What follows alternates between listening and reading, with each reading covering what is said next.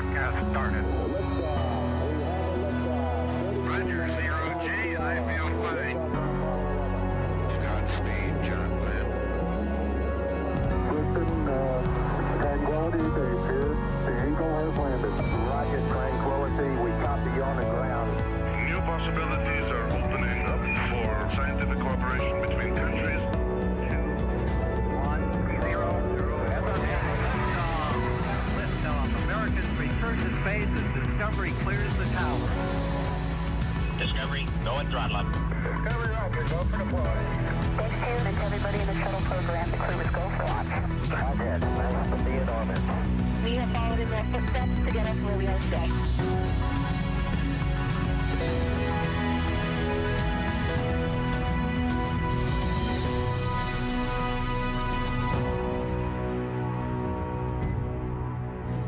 Good afternoon and welcome to NASA's Johnson Space Center for our Crew-9 news conference today.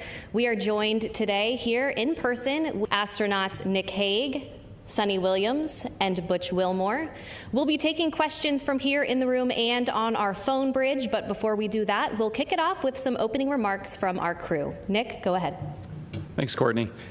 Wanted to kick off with words that would describe what the Crew-9 mission meant, and I think ultimately it's unique, like every spaceflight mission tends to be, and you don't know exactly how they're going to play out. But I think that the Crew-9 mission, when it comes to it, it highlights to me safety and the importance of the mission and the balance of those two.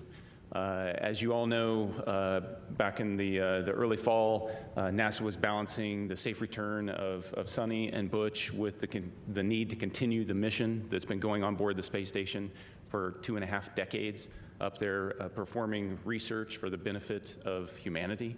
And so there was a decision made to send Alex and I up with a couple empty seats and integrate Butch and Suni into the crew of Crew-9. And then bring them back at the end of a long-duration spaceflight mission. And so we sit here today, minus Alex, who's recuperating in Russia right now with friends and family, thankfully. And we sit here as a testament to the success of that mission. So I look forward to answering your questions. Suni? Yeah, sure. Just wanted to say thanks to Nick and Alex for coming up and getting us and bringing us home, and thanks to so many who prepared us for our mission. The commercial crew program with NASA and Boeing, as well as SpaceX, really got us ready to go. All of the trainers here at Johnson Space Center, the mission control teams all over the country, in Florida to California, so throughout the whole country, as well as what we're doing now. Our teams here are getting us ready to get, rehab and get ready to take on new challenges. So, feeling good since we've been back almost 2 weeks now. Actually went out and ran 3 miles yesterday, so I will give myself a little pat on the back. Our trainers are rocking it and getting us ready to get back to help out with the new astronauts as they're getting ready for their mission. So the biggest thing I want to say was thank you. Yeah, thank you, Suni. Let me start off with an analogy, a sports analogy. This very difficult job that we take part in, it's a team sport. It encompasses organizations throughout NASA, throughout the country, coming together. The Commercial Crew Program, headquarters, the International Space Station program, working together day in and day out behind the scenes, diligently to make all of this work together. And then you couple that with a nation that comes together and it cares about the human spaceflight program and prays for us and what's taking place. It goes beyond understanding, honestly. And then this organization also is incorporated into an international organization that reaches beyond our own borders and brings in the world like no other organization on or off the planet. And I can tell you, it's simply a privilege to take part in all of that. All right, thank you all for your opening remarks. We will go ahead and start taking questions now. If you're in the room, please raise your hand and we'll be sure to get a microphone over to you. If you're joining from our phone bridge, please press *1 when you're ready to enter the queue. And due to the high volume of questions today that we are receiving, we ask that media start with 1 question, and if we have time for a second round, we'll come back around to you. We'll start here in the first row with any questions. Mark, go ahead. Mark Strassman, CBS News. Welcome back, everyone. Good to talk to all of you again. We're meeting in this auditorium for a reason. There are roughly 60 news outlets represented here, another 120 or so on the phone.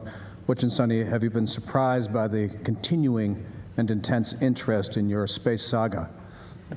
I would have to say yes, absolutely. You know, it's interesting. We go and launch, and we knew it was a little bit unique. Obviously, first time flying on a new spacecraft. So yeah, that was interesting. But you know, then life goes on up there. And I mentioned yesterday, you know, we pivoted and we are International Space Station crew members, and we're doing what all of our other friends in the astronaut office do: is go and work and train and do amazing science experiments up on the International Space Station. So you know, I think you sort of get maybe a little bit tunnel visioned in what your job is. So it's, do your job type of thing, right?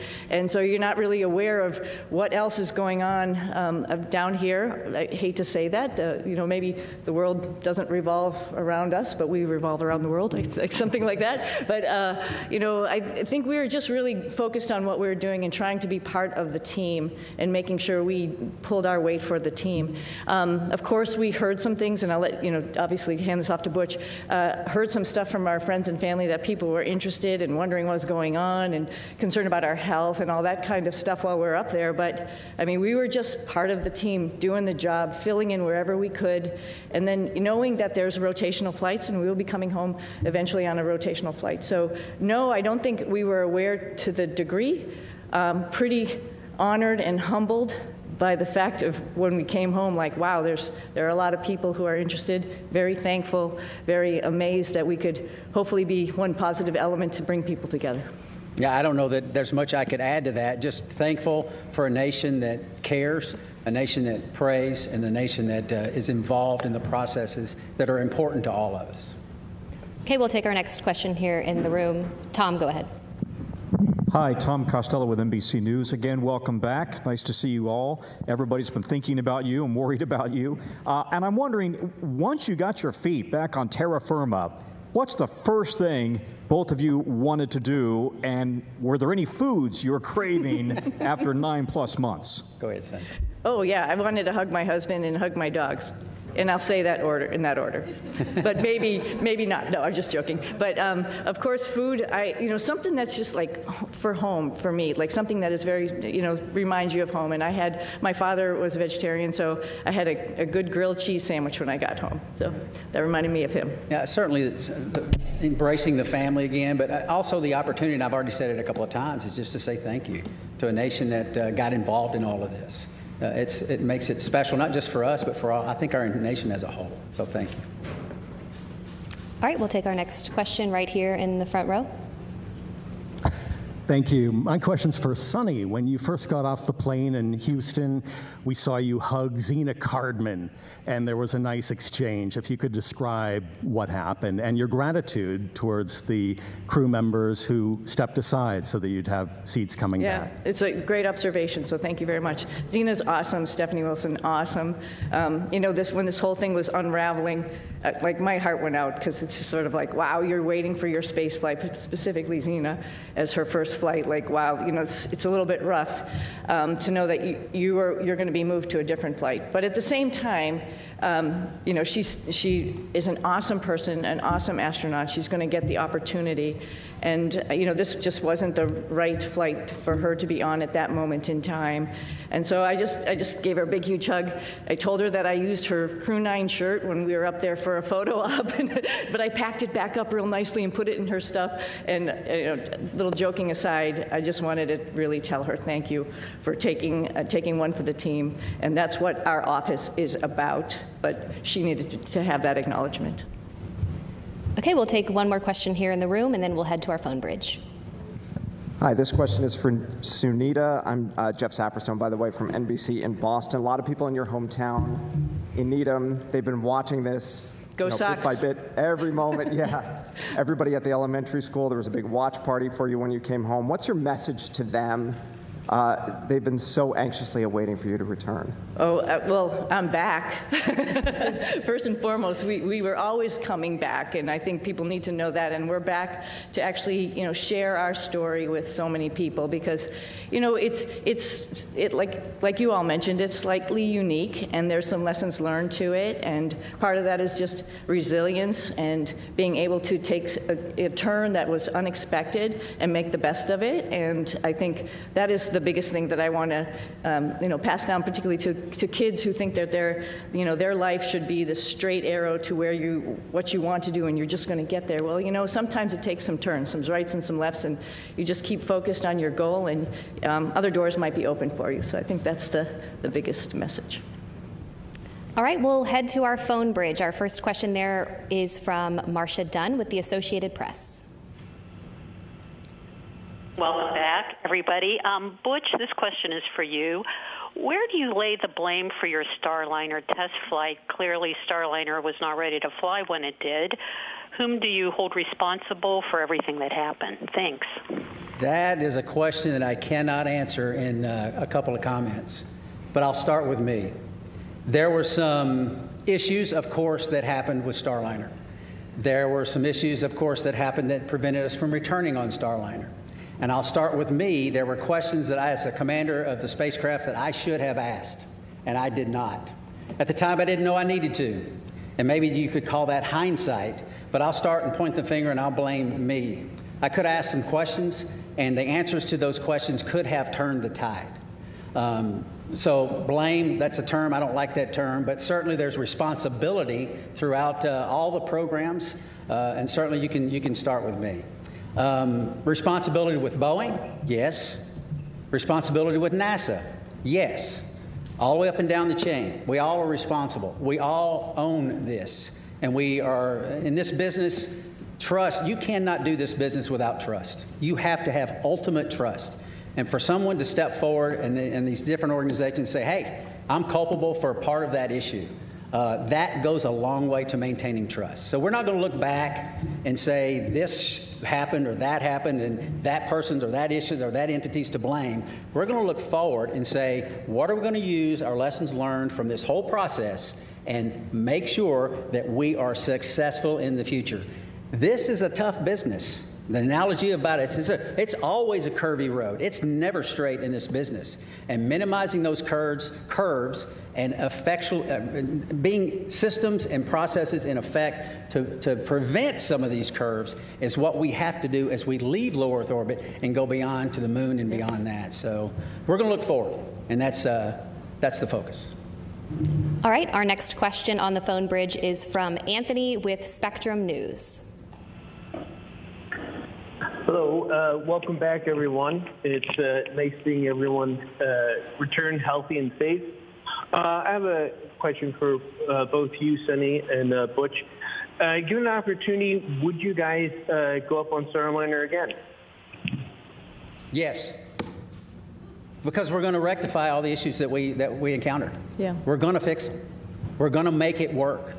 Boeing's completely committed. NASA is completely committed, and with that, I get on in a heartbeat. Yeah, I would agree. The spacecraft is really capable. There were a couple things that need to be fixed, like Butch mentioned, and folks are actively working on that. But it is a great spacecraft, and it has a lot of capability that other spacecraft don't have. And to see that thing successful and to be part of that program is an honor. Yeah. Our next question is from Jackie with the Times of London. Yes, hello, and welcome back to Earth. I wondered about the stuck, stranded, marooned narrative, and to what extent were you aware of that narrative playing out around that down here, and has that been frustrating for you to have to address? Thank you. I'm sorry, that was a little garbled. The stuck maroons narrative. Oh, stuck maroon. Oh, the stuck maroon narrative. We heard about that. Yeah, we heard about that. Somebody mentioned that. We've said this before. We had a plan, right? The plan went way off for what we had planned, but because we're in human spaceflight, we prepare for any number of contingencies because this is a curvy road. You never know where it's going to go. We prepare for this. So we, as Suni used the term, and it's a great term, we pivoted to all that training we did that we didn't think we needed to do, and a lot of people didn't think we needed to do, but we did it anyway, as we pivoted to this other preparation, and that is what makes human spaceflight, your human spaceflight program, special. It is hard, like I said, and preparing for any number of contingencies is what we do. It happened to be me and Suni involved in this, but it could have been any one of the astronauts. There's 40 or so of us eligible for assignment. It would have been any one of us that would have been in the same situation, or could have been in the same situation, and would have done the exact same thing that we did, because they would have gone prepared just like we did. Yeah, and one addition to that, this is a lot bigger than Butch and myself, like we've talked about already. This is the International Space Station program, and there's a lot of wheels that are turning and wickets that we have to go through to get people up to the International Space Station to do all of the amazing science that we're doing up there. We recognize that, we know that, just like anybody else in the astronaut office, and we came, as Butch has mentioned before, prepared, and we were ready to do that pivot and be part of that bigger thing that's not just about us, knowing that everybody on the ground, there's a huge team of people, like I quickly mentioned in my quick thank you, but there's a huge group of people who are looking at the whole program and understanding how and what was the best time and way to get us back home. We knew that, and we were ready to wait until that decision was made, and that was fine. And I'll also add that we're grateful for people that, I don't think they were looking just at us when they make recommendations. We can do this, we can do that. They're looking what's best for the human spaceflight program, for our nation's goals. They're not looking just about Suni and Butch. And we appreciate those entities that do that and reach out and say, hey, we can do this, we can do that, we can do that. And NASA says, hey, we got a plan, we came prepared, here's what our plan is, and we think this is the best plan because it doesn't disrupt the flow of how these missions lay out. So, and that's the one we went with. All right, we'll take our next question here in the room. Andrea, go ahead. Thank you guys for being available today. So your mission became unusually political. Given your experience, do you think other astronauts are going to get nervous that they could be caught in the middle of a political fight? And is there a point where, this starts to jeopardize safety of a mission when you start looking at all these politics that come into play? Thank you. I think Nick's got some good insight on that. Good job.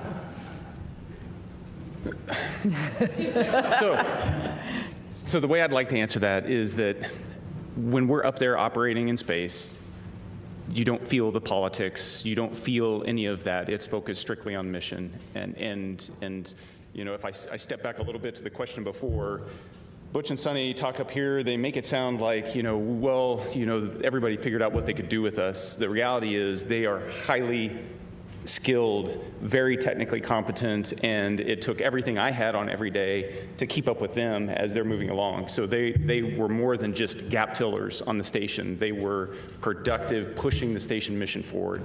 And Suni was the station commander, so she was calling the shots.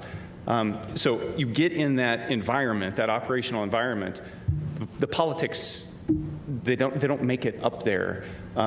We are working as a part of an international team that spans the globe and works with half a dozen mission control centers spread around the globe that are talking in multiple languages, and we just figure out how to make it happen. And that's the magic of human spaceflight, is that we can focus on something so positive that pulls people together, and we've been doing that for a long time. Yeah. All right, we'll take our next question here in the room. Hi, I'm Jaywan with KPRC, the NBC affiliate in Houston. This question is for Butch. I actually stopped by your church right before I came here, and I heard that you were still attending your church services from space. Right. Can you tell me a bit about why that was important for you to do? Well, goodness, the Word of God continually infilling me. I need it. My pastors are the finest pastors on or off, in this case, the planet. And to tie in and to worship with my church family was vital. I mean, it's part of what makes me go. And not only that, I also tied into Grace Baptist Church in Mount Juliet, Tennessee. A buddy of mine is an elder there and a pastor there, and I would watch their service as well every single week. And it was invigorating. It was part of what I need as a believer in Jesus Christ to continue that focus. It assists me day in and day out because I need that fellowship, even though it's fellowship from afar.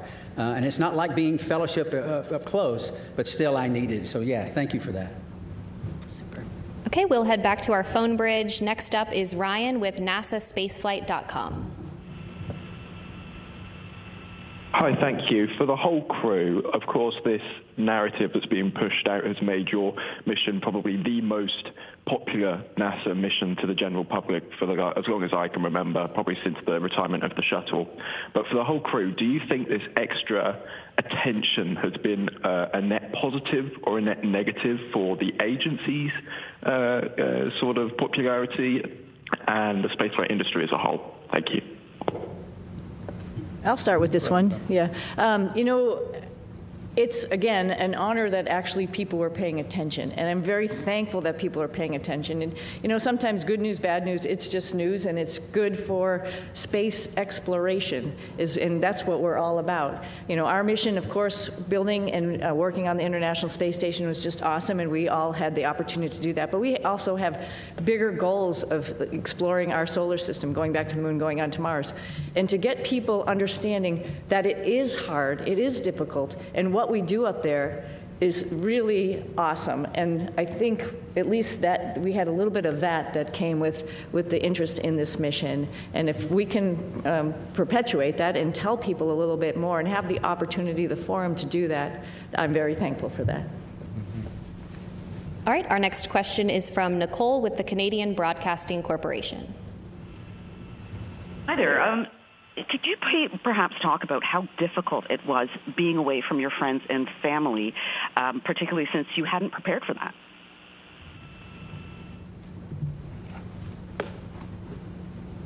Difficult. Yes, I would say it was difficult. It wasn't in the preparation, but in my family, we talk about these possibilities. We discussed all of this. We never said we were going to be gone for 9 months. But it turned out that way. But the discussions we had, and it's not just discussions prior to the mission launch. This is the way we've trained our daughters from the time they were born, because their dad isn't a unique occupation, right? This is not the norm leaving the planet. And they understand that. And they, again, use that term, pivoted and got on board, understanding that this is part of what families and these type of businesses do. And it's not just in human spaceflight. This is military, armed forces, police forces, all across all different types of occupations that are involved in the possibility of extended stays away. And we're not unique in that. And so they understand that. They have friends that have parents in other areas where they've been involved in similar type situations, and all of that came together. And, the Lord's help, we persevered, and they persevered, and I can tell you, I am very proud of them. We'll take another question on our phone bridge and then head back into the room. Our next question is from Tom with Sky News London. Hello, thanks for taking my question. Congratulations on your extended mission and your safe return. Although the political situation around this did bring a lot of attention to space and to the International Space Station, some of the statements that were made during your stay up there caused embarrassment to NASA, forced them to make corrections to statements. Now that you're back, did the politics around your stay make a difficult situation worse?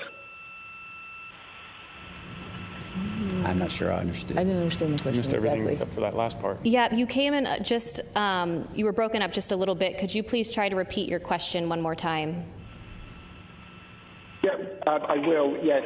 Can you hear me?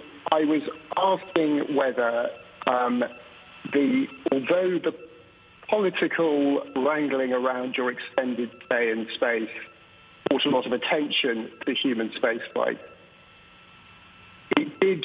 Some of the political statements raised caused embarrassment to NASA, forced to make denials about various things that were offered and not offered, and sometimes to your astronaut colleagues. Did the politics around your mission make a difficult situation worse? Yeah, thank you for the question. You know, I talked about how the politics kind of, they don't make it up there when we're trying to make operational decisions. So as the commander of Crew-9, responsible for the safety of this crew and getting them back safely, I can tell you that the entire time up there, I launched with that singular objective of showing up to the station and having to integrate Butch and Suni into a crew with Alex and myself. And then we were planning, from day one to return toward the end of February. That all predicated on the fact that we would have a replacement crew show up and we'd have adequate handover with that crew before we left. That's important to maintain the mission of the International Space Station, to continue pushing research and exploration. And that was never in question the entire time. There were a lot of options that were discussed, and the ground team and the team on the ground, we've alluded to it a couple times already, is gigantic, and everybody was working with singular focus on how do we end the Crew-9 mission at the right time and maintain the safety and the success of the space station mission. Launching in September, given all the unique dynamics surrounding this mission, and coming back originally targeting the end of February and hitting the middle of March, that's pretty much on target if you look at the track record of human spaceflight. It's dynamic, it's challenging, the weather doesn't always cooperate, but we figure out how to make it work. All right, we will take our next question here in the room. Fox 26 here in Houston. Welcome back to H-Town. Suni and Butch, both of you all have a long history of being active and athletes, but with that being said, obviously you all spent nearly 9 months in space. What does that recuperation and recovery process look like getting acclimated back here to Earth? I'll start. I can tell you we have a group of individuals, astronaut strength conditioning and rehabilitation specialists. And we are directly integrated with them day in and day out. They send us protocols to work out. And I can tell you, I'm not as young as I used to be, but I was stronger on space station doing more weight and more reps on exercises than I have in my entire life. Because this group of professionals work to get us stronger and stronger and stronger. We're trying to minimize muscle atrophy, minimize our bone loss. So if we go to other planets, the moon and other planets in the foreseeable future, that we will be able to function when we get there. It's a whole science built around this team of individuals that are working to help us better understand human physiology and what zero gravity does to it and how we can mitigate the effects of the bone loss and the muscle atrophy. So day in and day out, I worked out every single day. We went into quarantine on the 22nd of April. And starting on the 22nd of April, I never missed a single day of workout because your body can recuperate in zero gravity. It doesn't have the normal stresses of gravity on it all the time. So you work out real hard, you hurt for an hour, and it finally fades away and you're ready to go the next day. So I applaud those individuals. They are making huge gains in the preparation to go beyond low Earth orbit. And it's science that is taking place day in and day out and has for years, and we're still learning and we're still progressing. Yeah, at like day 265 on the ARED, because it counts all your days that you go into a workout, I was thinking, I wish the hay was in the barn.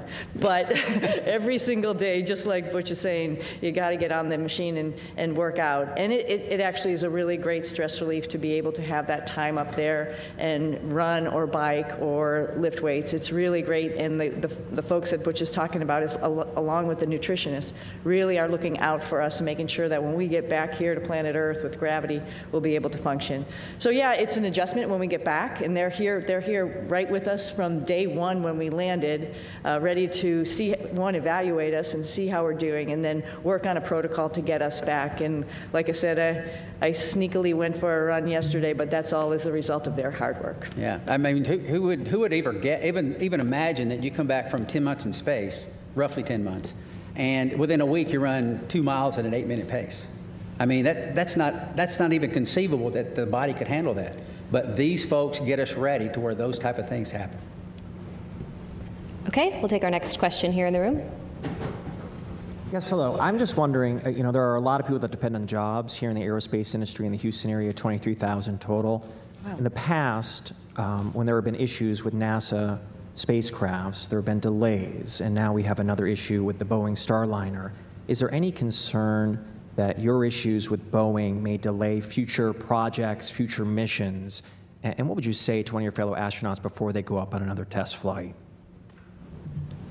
Well, that's a great question. Yeah, it's a great question. And, you know, I think we all have alluded to it. There's lessons learned. And that's like a piece of hope, right? We're not just sitting here doing the same thing over and over again, and we're learning from every mistake potentially, or maybe a decision that we've made and how we could make that better and do better the next time. When we go to the moon, we won't have an International Space Station to maybe take a stop at. We really have to get it right. And because of our mission, I think that highlighted some areas where maybe we need to work on and get it right for our fellow astronauts. I think they're encouraged by that, right? You learn and you move on and you get better. And I think that's part of the learning process. It's part of the exploration process. I mean, we are scheduled on Wednesday to meet with Boeing leadership, the program managers, senior chief engineers, to discuss some of these issues. They want to come together with us, Suni and myself, because we lived through this with them, and get on board with what the future looks like. And having flight crew with background in test and acquisition involved in the processes going forward to make sure that we're dotting every I and crossing every T. But still, that doesn't mean that you're guaranteed success in anything. Like we've said many times, this is a tough business. And we're learning all the time to go further and further and further. We'll take another question here in the room. I'm Chang from New York Times. This is for all of you guys. I was wondering if you could sort of talk about your personal future. Sorry. There's been a lot of talk about this uncertainty about the future of the human spaceflight program, suggestions that ISS should be deorbited in a few years, there should be a pivot from the moon to Mars. How do astronauts feel about these potential changes? And, you know, 3 years is a lot longer than 8 months. So we've each been able to do multiple missions to the space station, and I'll let Butch and Suni add on to this. But one of the things that I noticed was a dramatic increase in the complexity and just the weightiness of the experiments that we were conducting this time around on the station since 6 years ago when I was last there. And it just gives you this sense that we are in the golden age of the space station right now in terms of the return on investment and what we're able to do there. And it's not just focused on return to, you know, benefit the Earth. It's also focused on enabling all those things that we're going to need as we go to the moon and on to Mars. And so I am really optimistic when I think about the future of human spaceflight. Yeah, I would add on to, you know, it was over a decade since I've been up there last, and I was pretty excited about what was going on. There was a lot going on when we first got there. It was an honor to be working with Crew-9 and seeing all that they were doing and just trying to help them with their stuff, and then, you know, being, you know, moving up to the prime spots for Crew-9 and Expedition 72 as we took on a lot of experiments ourselves as well as spacewalks. And what the space station is doing to help us in exploration is really encouraging, and it's exciting. And I'm a little envious of the future astronauts. You know, the guys who are coming behind us, they're going to have so many wonderful opportunities to do the same as us, add to that exploration, add to trying to find the answers to the next questions. It's going to be an exciting future. So I'm not worried about aerospace industry. I think there's a lot going on, and it's a great time to be in it. We'll take our next question right here. Hi, Ed Lavandera with CNN. Thanks for taking the time today. When you re-entered the Earth's atmosphere and came back to gravity, can you talk specifically about any kind of weird either sensations or experiences that you've had dealing with that over the last couple of weeks? And more importantly, did you know that you guys had been greeted by dolphins when you splashed down? I can tell you that returning from space to Earth through the atmosphere inside of a 3,000 degree fireball of plasma is weird, regardless of how you look at it. Doesn't matter what type. Yeah, it doesn't matter what type. It's thrilling. It's amazing. I remember thinking about the structure of the capsule and the stresses that it was taking, that was ongoing as the drogues came out, and the whole capsule starts shaking and twisting, and thinking about the stresses taking place, and going, "Wow, I hope those cables hold." And then the parachutes open up, and then you're like, I've said it many times, there's not a better feeling returning from space that the parachutes open and work.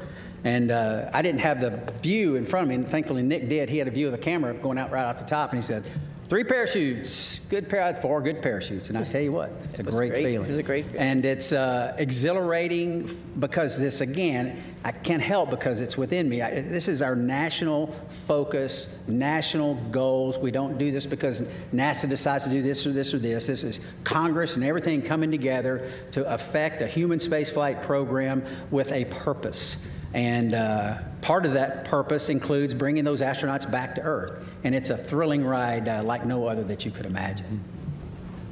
And satisfying. Yeah, yeah. And I had requested dolphins as kind of a joke. Yeah. Somehow they pulled it off.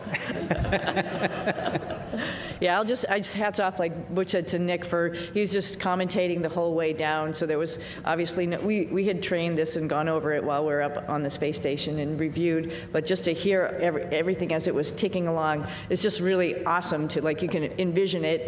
You had a display, I think there's a camera that goes up, right, to see it. And Butch and I both had a window on either side where we were, and I was watching through the window as much as I could, but then all of a sudden, with the heating, it glazes over, and then you can't see outside. A funny thing that happened, though, after you can't see, you can still sort of see through it. We knew it was daylight, and we knew the folks were coming out to rig the spacecraft, and I see a little tennis shoe sort of going in front of the window, so I'm like, okay, our friends are here getting us ready to get back on the boat, and that was pretty special, too. I didn't see a fin, though. I wish I had saw a fin. Okay, we'll head to our phone bridge. Our next question from Margaret Smith. Hi, everyone. This is Margaret Smith from Worcester, Massachusetts, the home of Robert Goddard. Who started it all.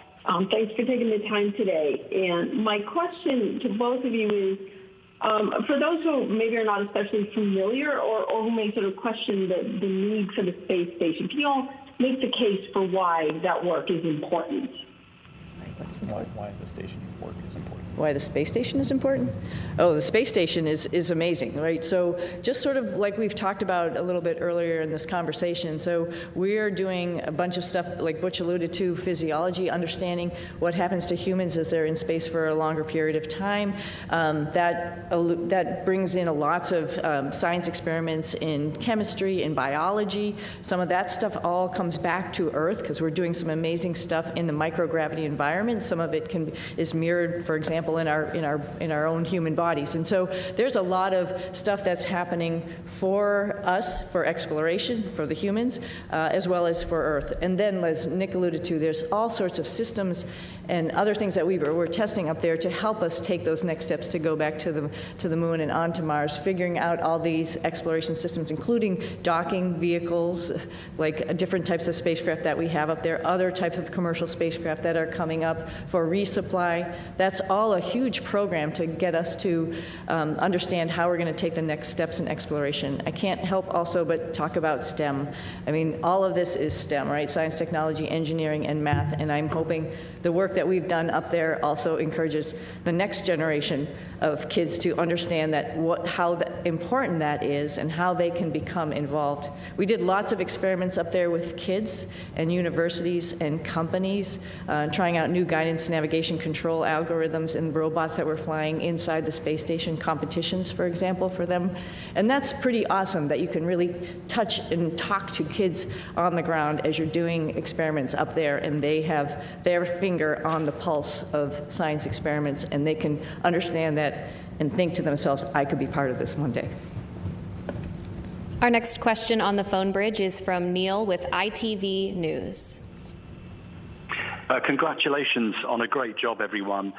Suni, can I ask how your body is recovering to life with gravity after 9 months? And Butch, what's your message to others from your experience, the delays that you guys faced, and any lessons in patience for the rest of us down here? Oh, I think I'm doing okay. I was just joking around and showing off a little bit, but no, seriously, we talked a little bit about our group, the Astronaut Strength Reconditioning folks that are getting us back in shape, and every day feeling better and better. It's pretty much a miracle to see how your human body can adapt. I mean, the first day we got back, when all of us came down the ladder and greeted everybody, it was we were all a little bit wobbly at that time, and it's amazing within 24 hours how the neurovestibular system kicks in, your brain understands what's going on. And then the agility and the weightlifting that occurs in the next week that makes you feel good enough to actually, like I mentioned, go out, run, actually lift weights, get in there, do squats and deadlifts and stuff already. That's pretty incredible. So I knew it was going to happen. We all knew it. We've all flown before. We all knew that there's just this little bit of a hump to get over, and then you can get back on it. Hope to do a couple of races in the springtime. Yeah, I think the clear message is that, like I said when I started, it takes a team. It takes a team of motivated and passionate individuals. We don't have a human spaceflight program. You don't have folks sitting up here in a blue suit without the massive team that's making it all happen. We get to ride the pointy end of the rocket. It is wonderful. We get to go to the space station. We're the arms and the eyes for PIs here on Earth. They're the ones that are doing the hard work. We're just setting up and doing and switching and changing. So it takes a team, and I would say any part of this team is a great and wonderful place to be, and because we're proud of all of them, because we don't have it without them. Our next question is from Marcia Smith with Space Policy Online. Thanks so much for taking my question. Butch, you mentioned that you were going to be meeting with the Boeing leadership to talk about Starliner, and I'm wondering, are you surprised that after all these months, I mean, it's been almost, 7 months since Starliner landed, that they still haven't resolved all these problems? And will you and Suni be assigned to work with them over these next many months getting Starliner ready? Okay, so a couple of questions there. Am I surprised? I'm not surprised. I mean, this, like we've said it several times again, human spaceflight is hard. It's not that no work has been done to this point. There's a great deal of work being done. But we have insight that not many other people have. We worked this program for 6 years before we launched. We talk to everyone up and down in the chain of command, and we have insight that other people don't have. And we want to share that as much as possible. We tried to share it from orbit, but that's hard, right? We're not face-to-face is how you communicate. It's very difficult to communicate when you can't even see the other person that you're talking to. So we've had some conversations, but now it's time to get serious and get together and talk about some of these issues and some of these things, and get us, and not get us, we're already tracking on the right path, but maybe a little tweaking here and there because of some insight that we'll be able to give them. That's the purpose of that meeting. And they're eager to do it, as are we. We'll take our next question here in the room. Jacob Rascone, KHOU 11. I wonder what you would say about the life lesson I think we can all relate to. We've all made plans, we've all been excited about those plans, and we've all watched those plans kind of fall apart. What would you say about what allows you to meet the moment with courage, with serenity, or maybe you didn't, internally. But what would you say about that life lesson I think we can all relate to? Well, I'll start. I'm sure you want to add, both of you, because I think every flight is a little bit different than what you go in planning it to be. It doesn't matter if it was this one or many other flights or many things in life, just like you alluded to, right? I think the go-to thought there is, what is the opportunity in front of me? Like, it's not a missed opportunity, it's actually another opportunity that I didn't really think about, and wow, that opens a lot of, like I mentioned earlier, a lot of doors or a lot of things to learn. I think it's great. I think that's the opportunity. That's the point, I think, of the whole thing, is like, when something doesn't go your way, you just have to take the blinders off and look around you and see what other really great things are waiting for you.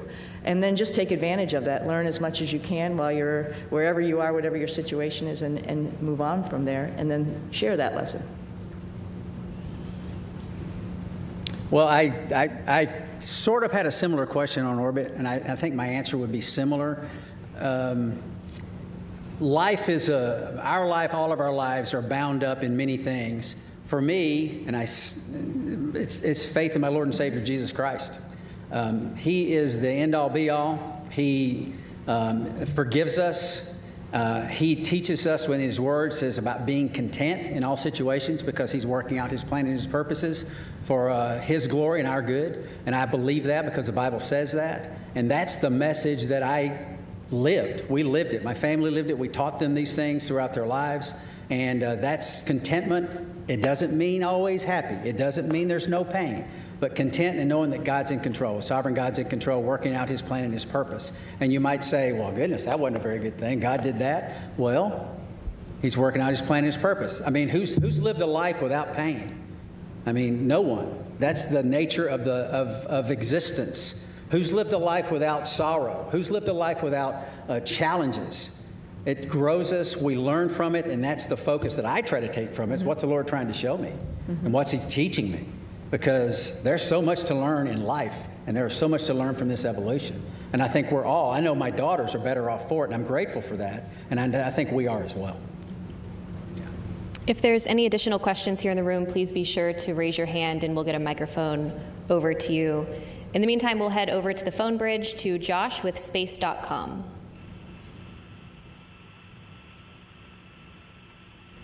Hi, Josh Dinner. Thank you all so much for doing this. This question's for all three of you.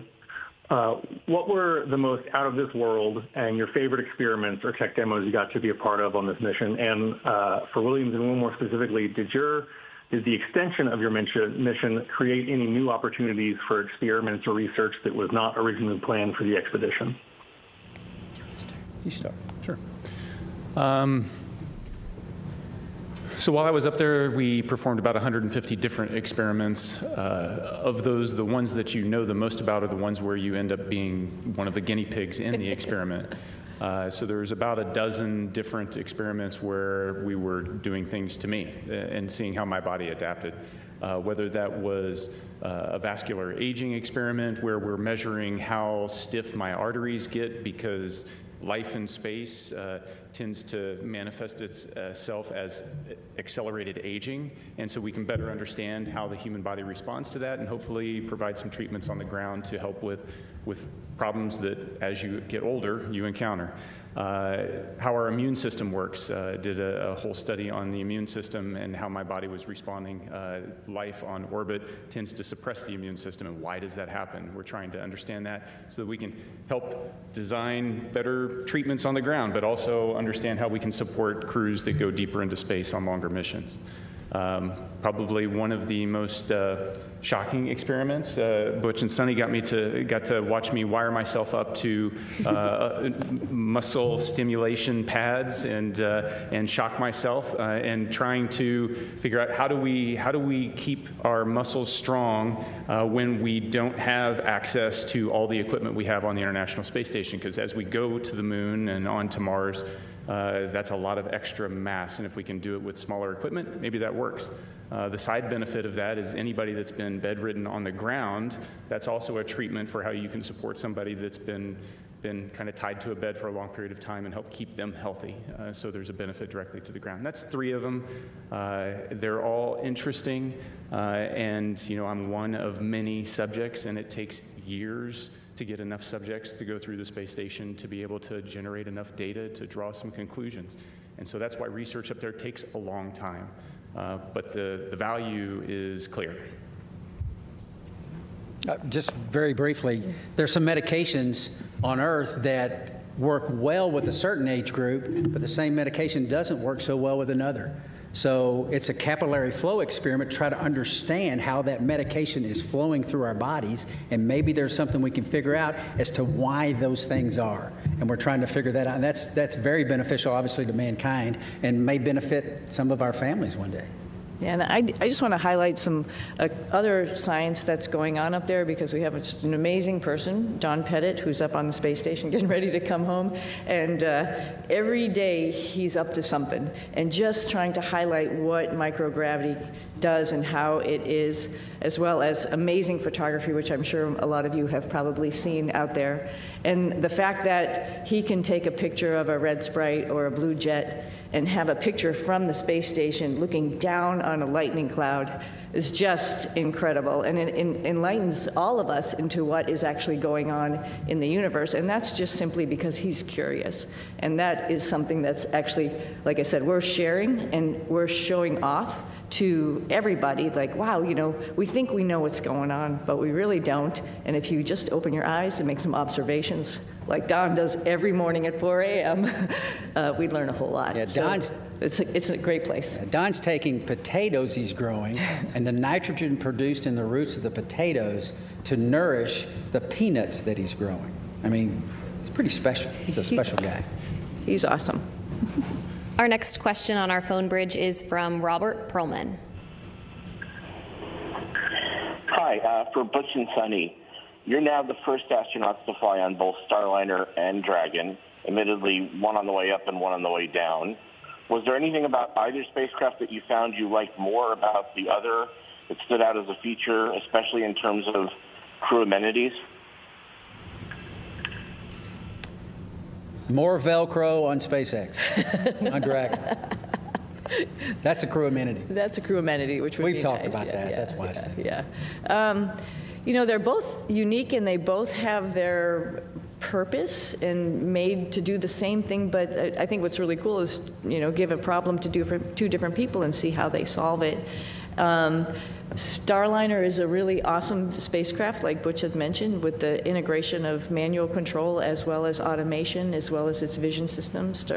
Dragon is a very comfortable spacecraft that tells you what it's doing, which is very nice versus having to interpret displays as we have done throughout the space programs with, you know, former programs, including shuttle. So they're both different, they're both unique, they both have their place in history.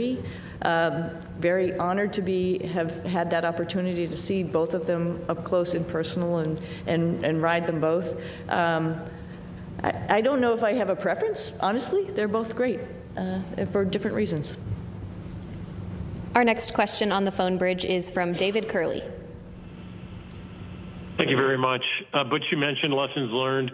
Suni, you mentioned earlier about the ability of the Starliner. When you meet with Boeing, what is the overarching message you'll deliver to the company? We don't have enough time to go into all that. If you understand the spacecraft that we have now, we have Dragon, we have Orion, and we have Starliner. In my opinion, Starliner has the most capability when you think about its ability to maneuver automatically. You think about its ability to maneuver manually in all phases of flight. And then we have a mode, if those modes have failure modes, we have a backup mode where we can go directly from controllers to the reaction control system jets and maneuver the spacecraft. There's no spacecraft that has all of this capability. I mean, I jokingly said a couple of times before we launched that I could literally do a barrel roll over the top of the space station. I would never do that, but you can in this spacecraft. It is very, very capable. If we can figure out a couple of very important primary issues with the thrusters and the helium system, Starliner is ready to go.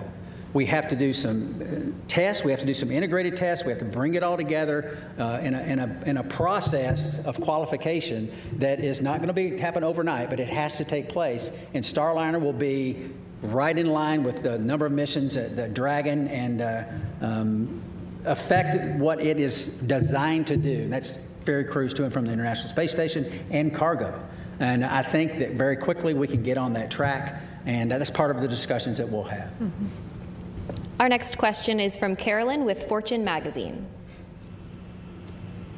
Hello, thank you, and welcome home. Can you share maybe any special times or conversations you've had just with family or friends since you've been home? Conversations you've had with family and friends since you've been home? Since we've been home. Well, for me, it's making plans.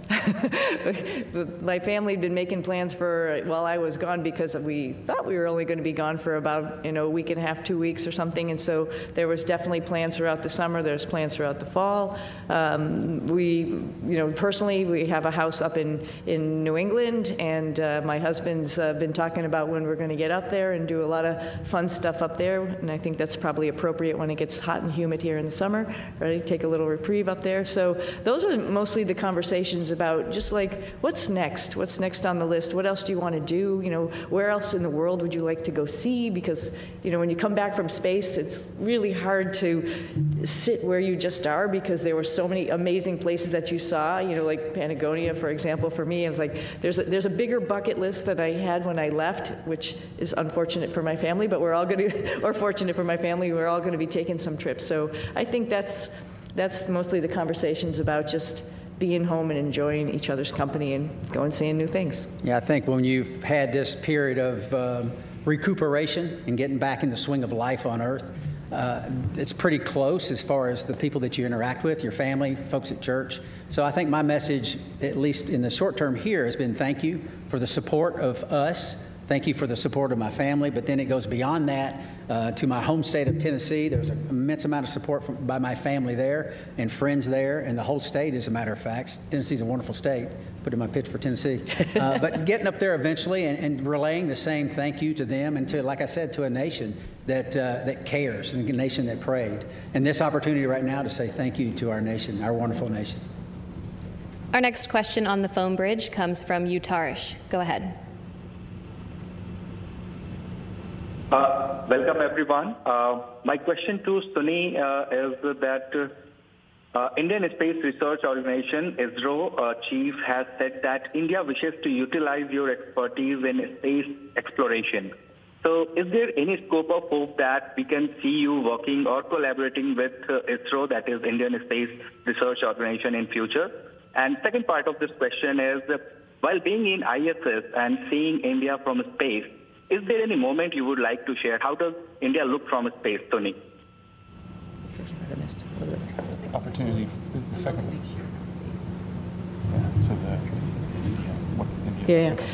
Let me address the second question real quickly. India is amazing. Every time we went over the Himalayas, and I'll tell you, Butch got some incredible pictures of the Himalayas, just amazing. And you can see, like I've described it before, just like this ripple that happened, obviously when the plates collided, and then as it flows down into India, it's many, many colors.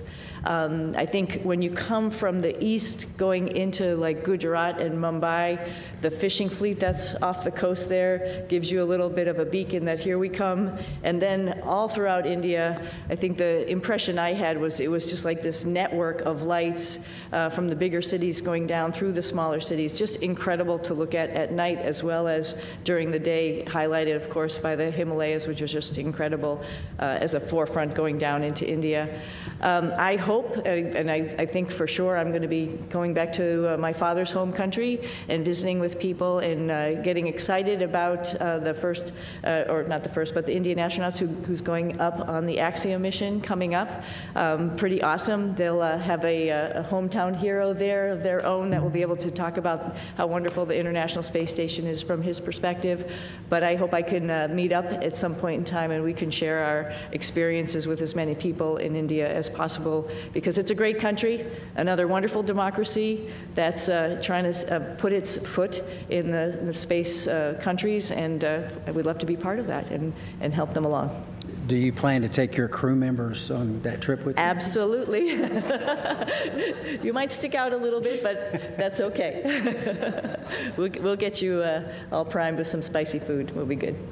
Okay, we have time for one final question on the phone bridge from Jim Siegel.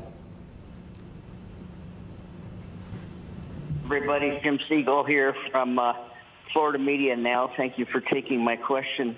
Butch and Suni, you missed a couple of holidays while you were back up at the International Space Station, Christmas and Thanksgiving. I wondered whether you have done or are planning to do anything special with your family and friends for those holidays. Thank you.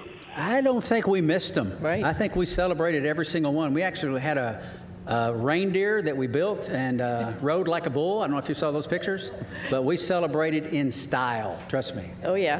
And Nick was great because he came up anticipating that we were all going to obviously be there for those holidays. So he was like Santa Claus, had his little bag of goodies for all of us, and it was pretty awesome to have the holidays up there. It's pretty unique, and not many of us get to do that, so it was a lot of fun. But this holiday season will be special, yeah, for sure. Absolutely. Yeah.